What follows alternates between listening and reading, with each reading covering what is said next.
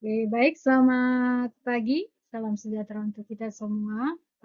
Kembali lagi bersama saya dalam mata kuliah keperawatan kegawat daruratan. Ini adalah pertemuan kita yang ketiga, ya, sesuai dengan kontrak perkuliahan kita di RPS. Bahasanya dalam pertemuan ketiga itu kita akan membahas tentang bantuan hidup dasar atau sering kita singkat dengan BHD, ya.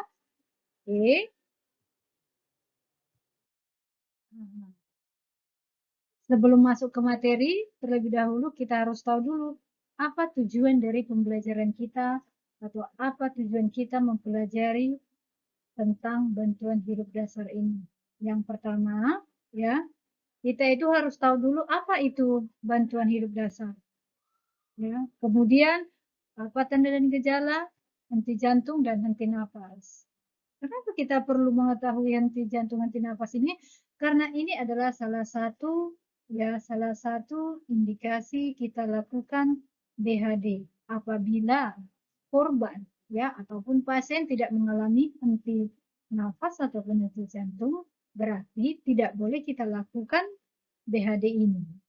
Ya, yang selanjutnya ya nanti kita harus tahu bagaimana cara melakukan bantuan hidup dasar ini.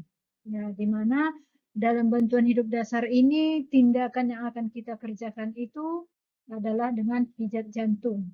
Pijat jantung itu sering disebut dengan resusitasi jantung paru. Ya, resusitasi jantung paru ini bisa dilakukan pada orang dewasa, pada anak-anak, dan pada bayi. Ya, jadi kita harapkan nanti ya setelah kita mempelajari tentang BHD ini ya semua mahasiswa kita sekalian bisa melakukan tindakan bantuan hidup dasar dengan benar. Karena nanti di sini kita akan belajar bagaimana algoritma daripada bantuan hidup dasar itu sendiri. Oke, next ya. Yang pertama tadi kita harus tahu dulu apa itu BHD. Ya, jadi kalau saya sebuti BHD berarti artinya itu adalah bantuan hidup dasar. Ya, di mana bantuan hidup dasar ini adalah serangkaian usaha penyelamatan hidup pada pasien yang mengalami henti nafas dan henti jantung. Ya, di mana satu detik itu sangat berharga, ya, sangat berharga bagi korban untuk diselamatkan hidupnya, sehingga kita itu bisa menurunkan risiko kecacatan ataupun ya kematian. Oke, ya, dari pengertian ini saya rasa kita sudah bisa menarik satu kesimpulan ya, bahwasanya di dalam keperawatan gawat darurat itu dibutuhkan skill, ya dibutuhkan skill, kemampuan untuk melakukan tindakan dengan segera, ya. Maka kita harus kompeten untuk melakukannya, ya. Kemudian di dalam BHD ini, ya, dalam BHD ini kita juga bisa melakukan selain daripada RJP, resusitasi jantung paru, ini bisa juga diikuti dengan dilakukan dengan alat ya. Alat yang sederhana itu bisa dengan AED ya. AED itu adalah Automatic External Defibrillator. Jadi alat AED ini ya, alat AED ini bisa kita bawa kemana aja ya. Bisa kita bawa kemana aja karena memang ukurannya tidak terlalu besar, karena dia hanya sebesar buku. Ya, jadi bisa kita bawa. Jadi kalau ada korban di lapangan, ya, kalau ada korban di lapangan, kita bisa menggunakan AED ini, ya. Kalau kita di rumah sakit sudah ada yang lebih bagus lagi, ya, yang ukurannya lebih besar, ya. Oke. Kemudian tadi saya katakan bahwasanya satu detik itu sangat berharga bagi pasien. ya, di mana kita itu mencegah terjadinya kematian. Ya, kematian itu terdiri dari kematian klinis dan juga kematian secara biologis. Ya, oke.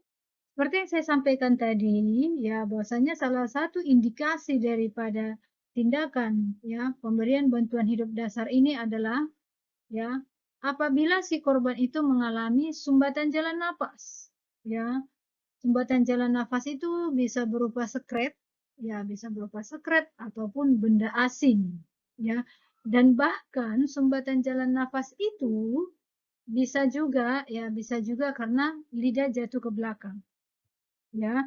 Jadi bukan hanya lendir saja yang bisa mengakibatkan sumbatan jalan nafas, ya ya bahkan untuk kalau kita makan bakso itu bisa mengakibatkan terjadinya sumbatan jalan napas. Kemudian bisa terjadi depresi pernafasan, ya. Oke. Kemudian kita juga harus bisa membedakan henti jantung itu apa, gitu, ya. Jadi henti jantung itu bisa diakibatkan oleh beberapa penyakit. Ya, salah satunya itu adalah penyakit kardiovaskuler. Ya, bisa karena kekurangan oksigen, ya, sehingga terjadi hipoksia. Ya, seperti yang kita lihat di gambar, ya. Boleh dilihat di layar ini ya, bahwasanya penyakit kardiovaskuler salah satunya itu adalah myocard infarct, ya, myocard infarct bisa dilihat di sini, ya. Kemudian ya bisa terjadi overdosis obat, ya, di gambar nomor 2. Ya, kemudian bisa tersengat listrik dan juga perdarahan. Ya, jadi ini bisa mengakibatkan henti jantung. Ya, next di sini bisa kita lihat ya teknik melakukan pijat jantung atau resusitasi jantung paru. Ya, langkah yang pertama yang kita lakukan itu adalah ya pengenalan awal dan pencegahan. Ya, kemudian ya aktivasi respon darurat dengan mengaktifkan emergency medical system bisa ke 118 atau 119, ya. Kemudian ya kalau sudah ada respon daripada EMS, kemudian boleh dilakukan RJP atau resusitasi jantung paru, ya. Di awal tadi sudah saya sampaikan bahwasanya RJP itu bisa dilakukan pada dewasa, anak, dan bayi, ya. Tetapi dari ketiganya ini berbeda, ya, berbeda dari tingkat kedalaman, ya, ataupun frekuensi pijatannya, ya. Kemudian kalau sudah datang penolong, ya, ataupun yang kita aktifkan tadi MMS itu, baru dilakukan defibrilasi. Ya, defibrilasi dengan menggunakan AED. Oke. Kemudian akan dirujuk ke rumah sakit dan selanjutnya akan di recovery, ya, istilahnya di recovery ataupun dalam pemulihan, ya. Di sini ada algoritma, ya. Algoritma itu adalah urutan bagaimana melakukan RJP, ya. Jadi menurut AHA 2015, algoritma RJP itu adalah CAB, Circulation Airway Breathing.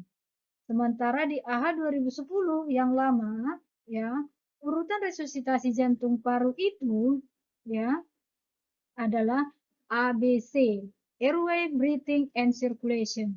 Ya, jadi ilmu yang terbaru saat ini, update saat ini, urutan untuk RJP itu adalah CAB, Circulation, Airway, and Breathing. Oke, kita bahas satu-satu ya. Oke. Di sini ya, di sini sudah ada apa yang harus dilakukan penolong, ya, apa yang tidak boleh dilakukan, ya. Yang pertama itu lakukanlah kompresi, ya. Kompresi itu adalah pijatan, ya, pijatan jantung, ya. Kecepatannya itu 100 sampai 120 kali per menit. Ya, 100 sampai 120 kali per menit. Ya. Kemudian kedalamannya itu ya 2 sampai 5 cm. Ya, kalau dia pada bayi ya kedalaman kita memijat itu hanya 2 cm. Sementara kalau kita untuk orang dewasa pijatannya itu ya pijatannya itu sampai 5 cm. Ya, 5 cm, kecepatan 100 sampai 120 kali per menit. Ya. Oke. Kemudian meminimalkan jeda dalam kompresi. Jadi kita harus melakukan kompresi ini secara terus-menerus. Ya. Kemudian akan dibarengi dengan ventilasi 2 kali. Jadi kalau dia dewasa perbandingannya itu 30:2. Kompresinya 30 kali ya dengan 2 kali ventilasi. Ventilasi itu adalah pemberian nafas ya, pemberian nafas buatan ya. Kalau ya dulu itu pemberian nafas buatan itu bisa mouth to mouth, mouth to nose ya. Tetapi saat ini itu tidak diperbolehkan lagi karena adanya COVID-19. Jadi tidak diindikasikan penolong itu langsung memberikan mouth to mouth atau mouth to nose. Jadi harus menggunakan perantara ataupun alat ya.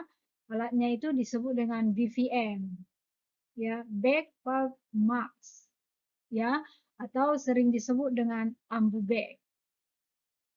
Oke. Kemudian yang tidak boleh tadi sudah jelas ya, di luar daripada yang boleh dikerjakan. Oke, ini ringkasannya ya. Ini saya buatkan ringkasannya yang untuk anak-anak, kemudian yang untuk dewasa.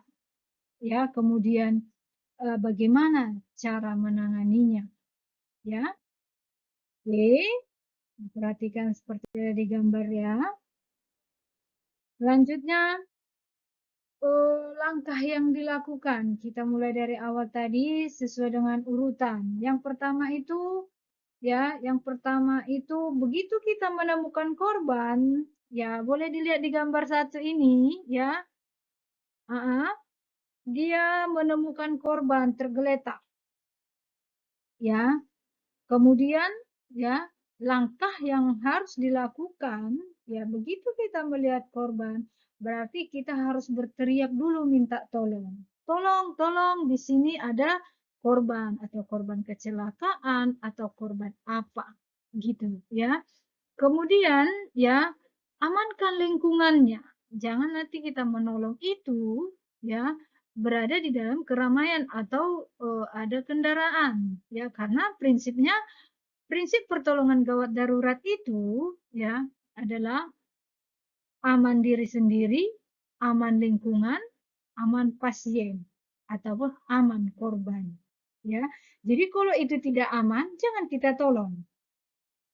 Ya, jadi harus ada itu tadi aman diri sendiri, aman lingkungan dan aman pasien ya.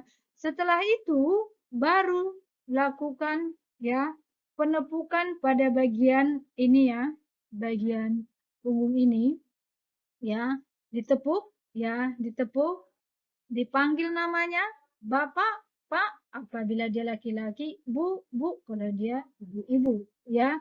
Baru disebutkan siapa namanya Pak, siapa namanya Bu, siapa namanya Bang, atau yang lain. Kemudian ya, selanjutnya kalau tidak merespon, kita aktifkan EMS, Emergency Medical System, telepon. Ya, ya, first call for help. Ya, call for help. Ya, jadi teleponlah ke emergency system. Ya, kemudian ceklah nadi karotis. Nadi karotis itu berada di leher kita. Ya, oke, boleh dilihat seperti di gambar, bahwasanya nadi karotis itu berada di mana? Ya, ada di leher kita. Ya, selanjutnya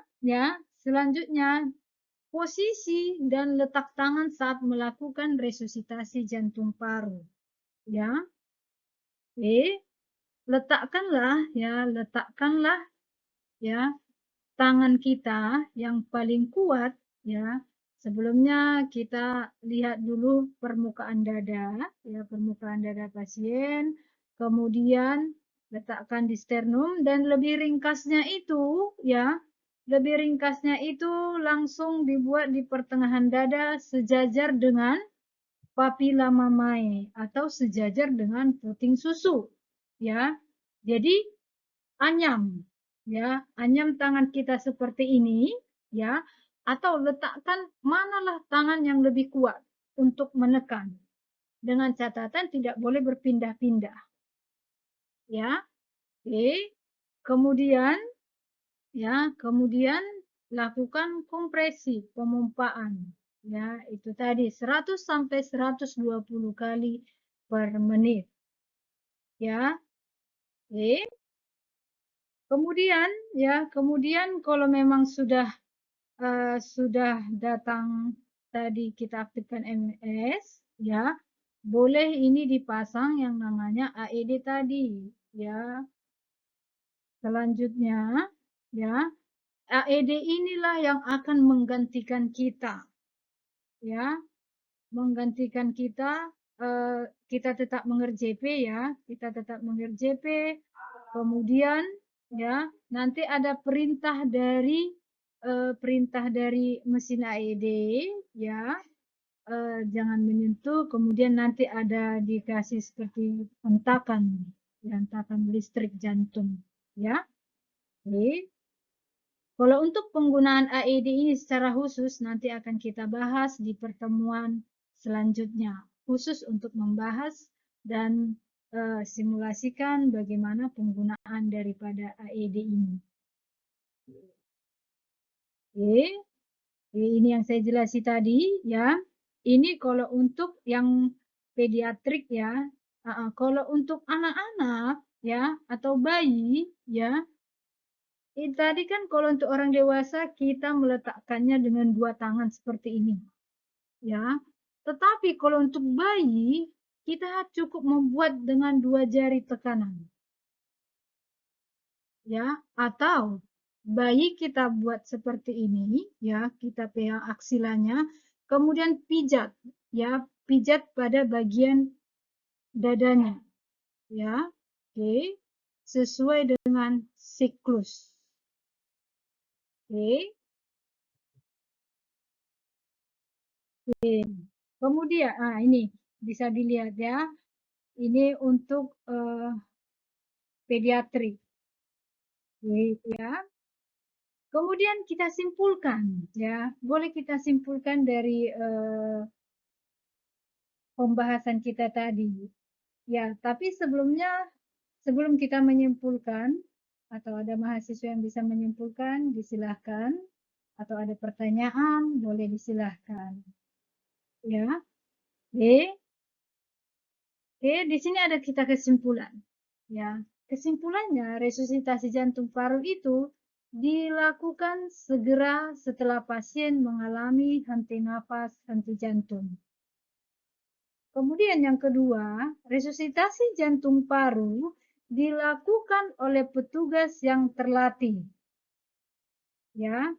Kemudian AED dapat meningkatkan keberhasilan tindakan daripada resusitasi jantung paru. Dan yang terakhir itu, resusitasi jantung paru dilakukan dengan benar untuk meminimalkan terjadinya komplikasi. Komplikasi yang dimaksud di sini bisa terjadi ruptur pada dada. Kalau kita menekannya terlalu keras, terlalu ke dalam, ya, itu bisa terjadi ruptur. Oke, ya. Itu jadi intinya kita harus melakukan tindakan ini dengan segera, tetapi dengan tepat. Ya, jangan jadi nanti kita membuat komplikasi. Ya. Oke.